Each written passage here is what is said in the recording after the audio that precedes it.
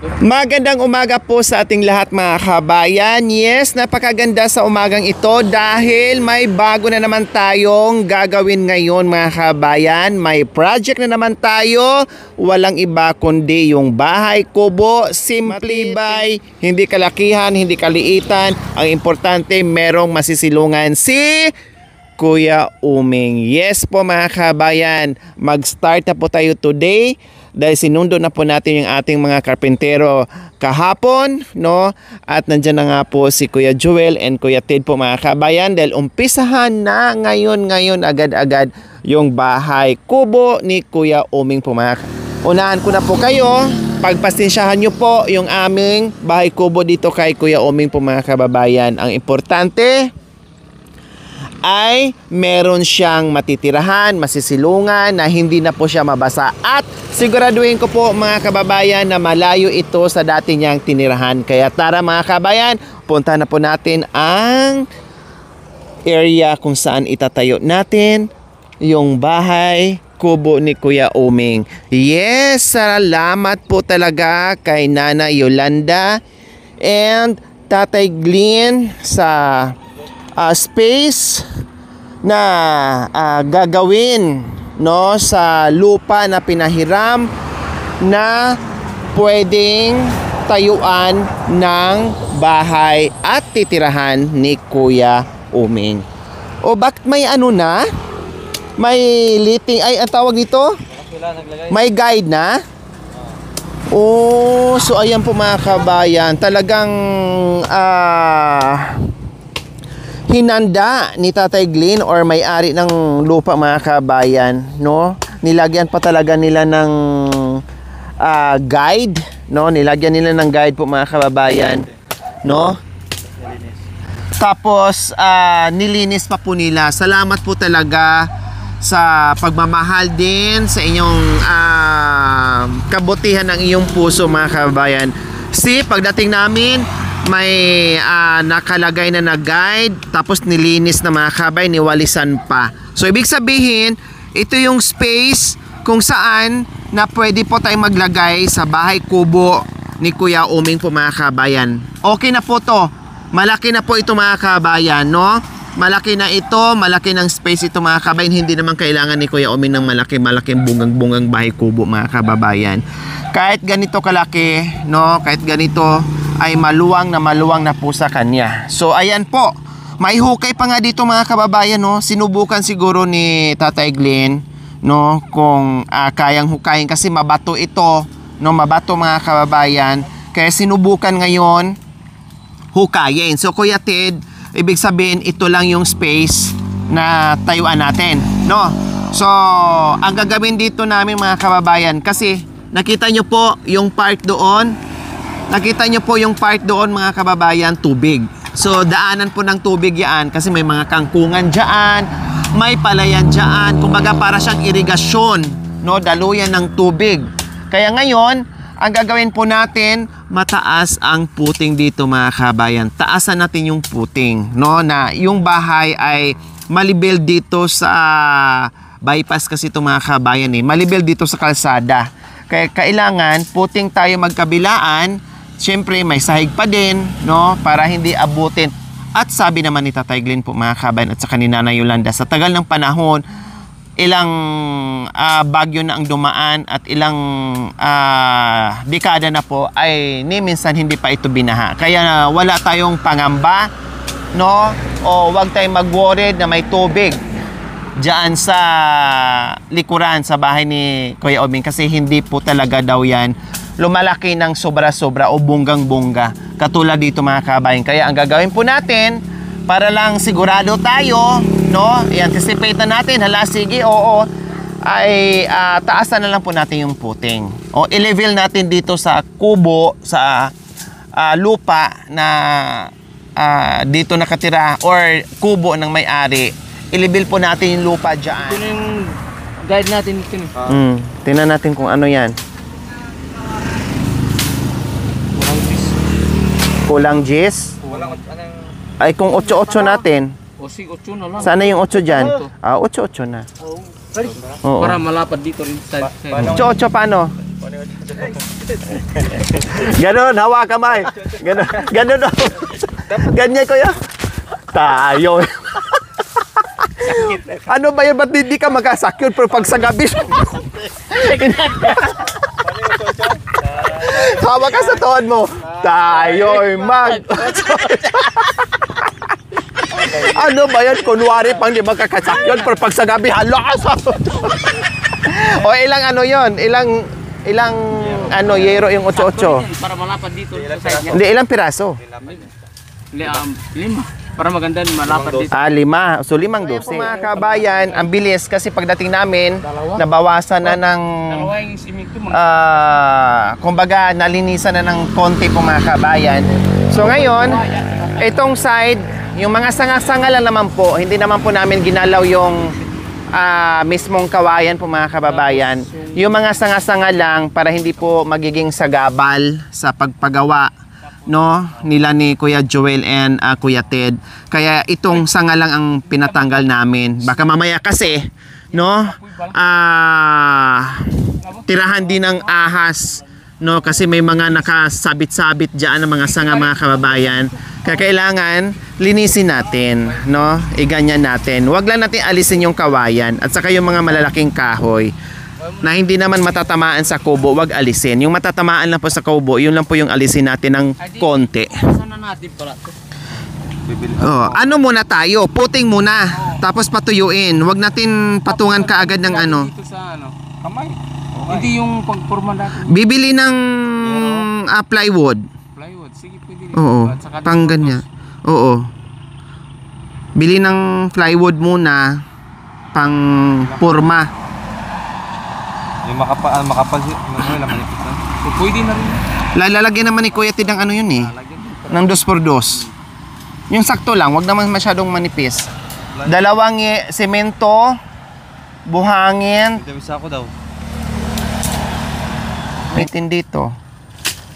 Kuha ka na ng 10 2x2. Kasi, magamit naman din natin yan. Pako kuya, pako. Alambre. Yan po mga kababayan, ito yung unang update natin simula sa bahay kubo ni Kuya Oming, and mamili na po tayo ng initial na mga materials mo mga kababayan. Light materials lang po ang gagamitin na po natin dito. Yung magiging semento lang po natin is yung puting po mga kababayan. The rest light materials na po yon. Maraming salamat po muli sa ating mapagmahal na sponsors, very generous sponsors po mga kabayan. Saka ko na lang po banggitin kasi wala dito yung listahan, yung sasakyan natin malayo nakapark kasi bawal dito magpark, mabibilis yung sasakyan, bypass po ito mga kabayan, kaya wala po dito yung listahan. Soon po magbanggit po tayo. Maraming salamat po muli.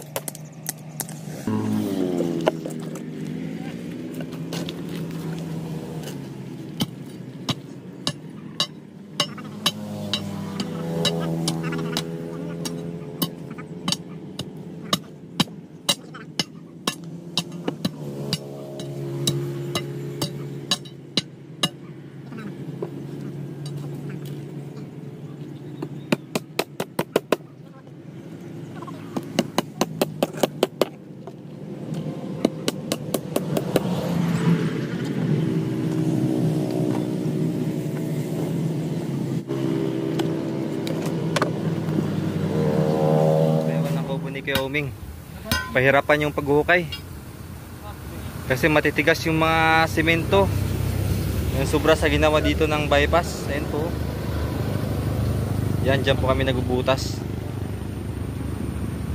Pahirapan.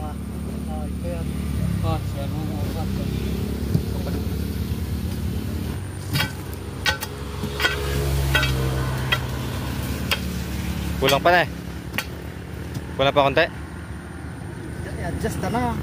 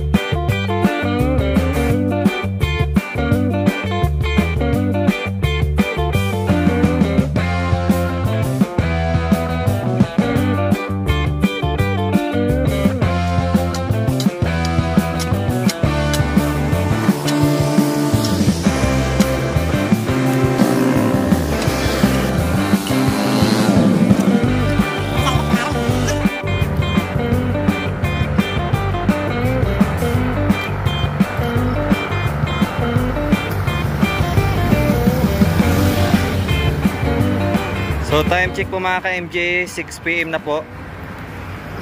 Yan, maghahalo pa po kami ngayon, mag-overtime. Kasi anong oras na po dumating yung mga materialis, alas 3 na po. Kaya natagalan po kami sa footing. So bago po kami uwi mga ka-MJ, magbuhos muna kami.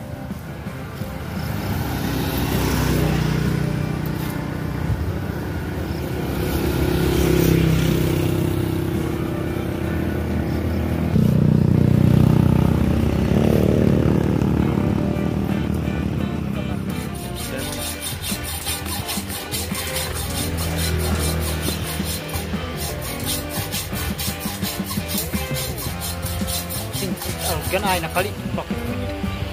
Kali. Balik pa nakahalayan nila po. Just yun, di ba? Tinimim, bakal.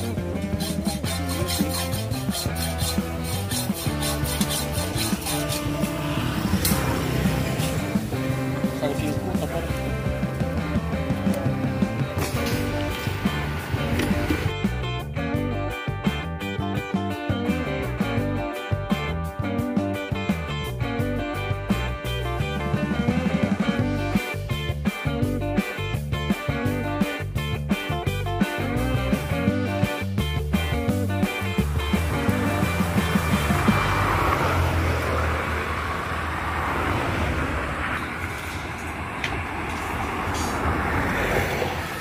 Yan po mga ka-MJ, time check 7 PM po ng gabi. Yan, kakatapos na po namin magbuhos. So yan po, napakadilim na po ng paligid oh. Yan. Overtime. Kung dumating lang po sana agad kanina yung materialis, matapos na namin agad. Wala.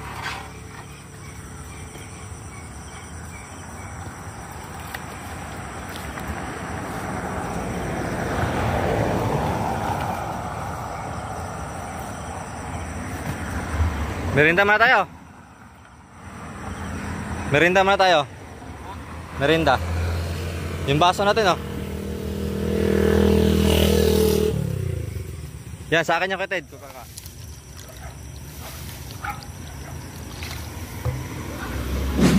So ayan po mga kababayan, nandito na si Kuya Oming po at ipakita natin sa kanya yung ating ginawa dahil nakapagputing na tayo mga kababayan, no? Wow, Diyos ko, ang lalaki ng puting mga kababayan. Akala mo naman magtayo si Kuya Oming ng building. O Kuya Oming, talagang hindi na mapipigilan yung paggawa natin ng bahay kubo mo. Ito na yon, no? Tamang-tama po mga kabayan, napadaan si Kuya Oming. May dala-dala siyang tubig, nag-igib. Oh, may kasamang tubig. Good morning po, Tay! Bumili, nag-igib ng tubig po mga kabayan kasi pang-inom niya, no? Pang-inom niya. Walking distance lang. At ngayon, yung igiban niya, mas malapit na siya mga kabayan, no? 1/4 na lang yung lalakarin niya. Marating na po niya yung kanyang igiban. O Kuya Oming, halip po kayo. Kasi ito na yung inyong bahay kubo. Tulong-tulungan mo sila mamaya dito, ha? Kasi gumagawa na sila, na-delay lang yung delivery ng materialis kahapon, no? Tapos mamaya babalik sila, magtatrabaho. Punta ka rin dito, ne? Ha? Oh, dito ka na rin makikikain, ha? Okay, good morning po, Tay. Nagpaputing na po ako kahapon, Tay Glenn. Mabilis nga sila eh. Opo. Kasi kailangan ihapon nila para makagawa na sila ngayon. Good morning po, Nay. Good morning. May natapos eh. May panilon. Bantay ka. Sabi ko, sige, iputing na nila. Ilibi lang po nila dyan. Ayan, para pantay po. Kaya ayan.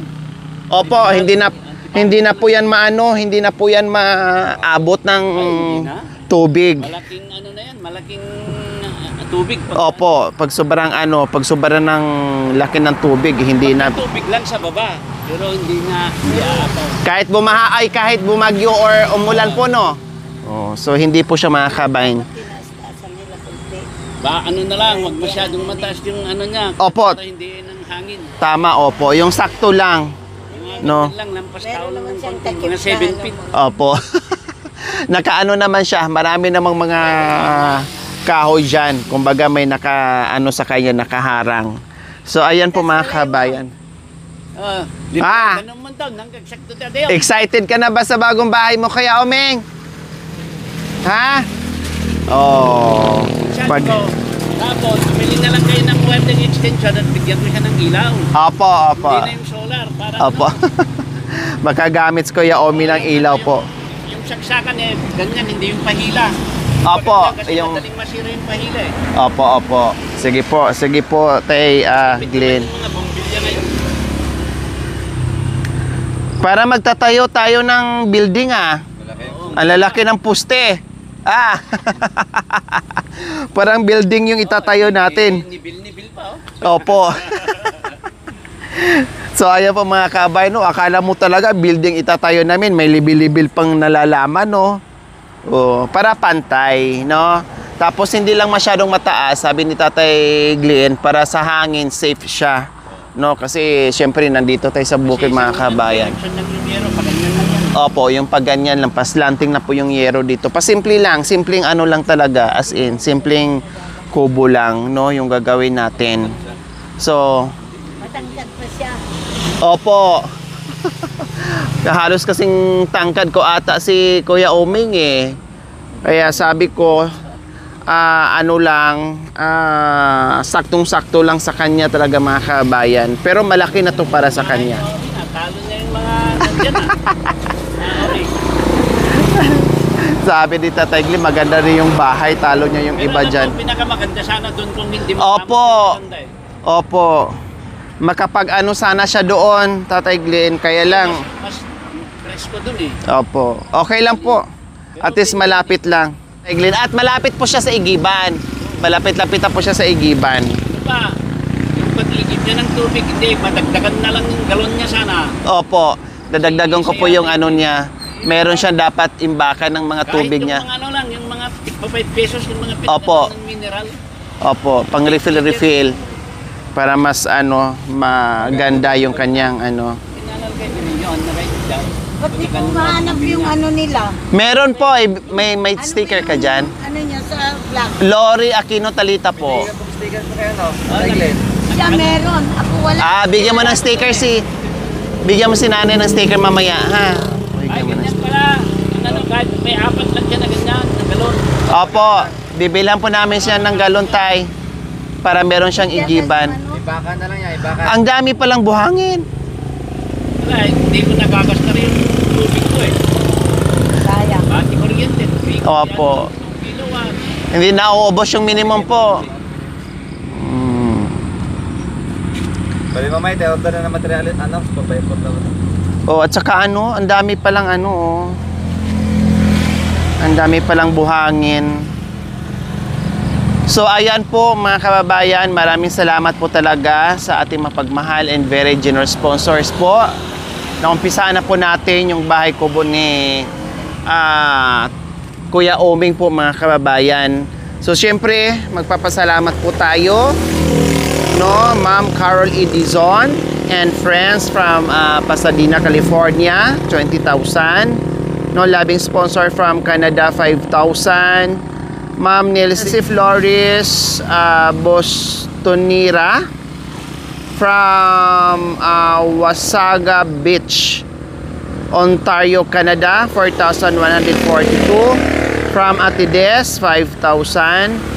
And Ma'am Mini Lacson, 4,100. So far, so good, no, yung ating sponsors po mga kabayan dito sa bahay kubo ni Kuya Oming. Light materials pa din po, kailang nakaputing, no, at nandiyan na lahat. Pagsama na natin yung kanyang tulugan, lutuan, and everything, nandiyan na po lahat mga kabayan. No, ganyan lang yan. Paslanting lang yung bubong niyan mga kabayan, no, para madali dahil tayo ay babalik pa sa Pampanga at marami pang gagawin. Super busy natin mga kabayan, no. Muli, maraming salamat Ma'am Carol E. Dizon and friends from Pasadena, California. 20,000. Loving sponsor from Canada, 5,000. Ma'am Nilsi Flores Bostonera from Wasaga Beach, Ontario, Canada.